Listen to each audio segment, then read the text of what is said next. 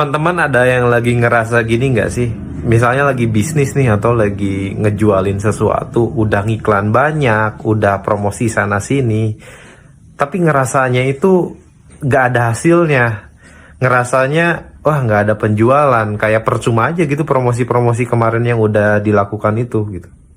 Padahal dalam Al-Quran kan sudah ada solusinya, bahwa jadikanlah sabar dan sholat menjadi penolongmu, gitu kan.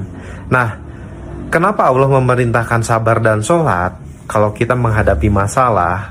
Karena saya dapat jawabannya di buku Atomic Habits. Di buku itu ada grafik yang namanya Valley of Disappointment atau lembah kekecewaan. Nah, grafiknya kayak gini.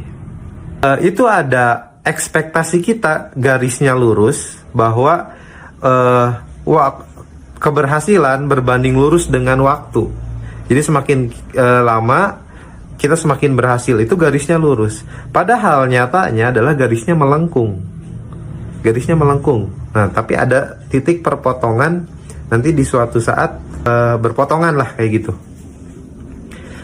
Nah, kenapa Allah memerintahkan kita untuk kalau ada masalah sabar dan sholat?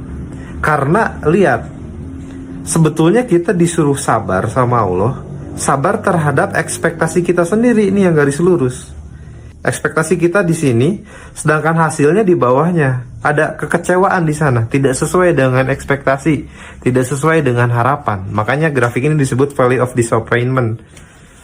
Ada kekecewaan terhadap ekspektasi kita sendiri. Harapan kita ngiklan, terjual, ngiklan, terjual.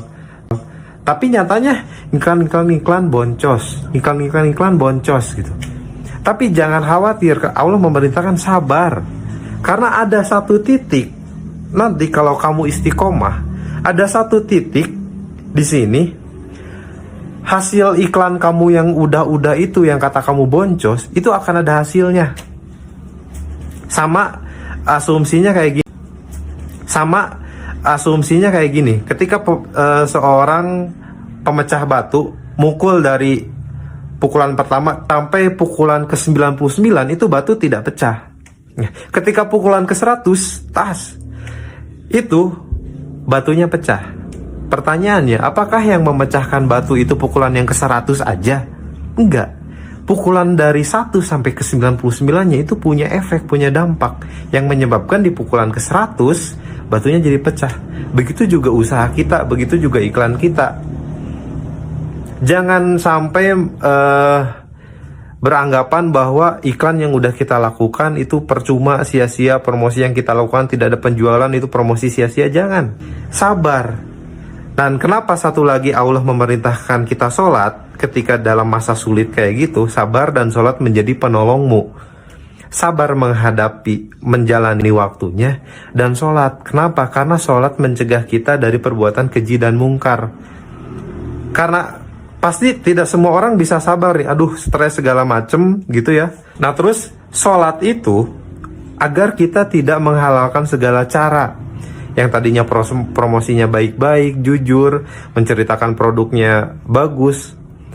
Karena kita tidak sholat, tidak mencegah perbuatan keji dan mungkar, akhirnya mulai, nipu aja deh, bohongin customer sedikit lah gak apa-apa, gini aja, gini, akhirnya yang tidak baik. Makanya itu jawabannya.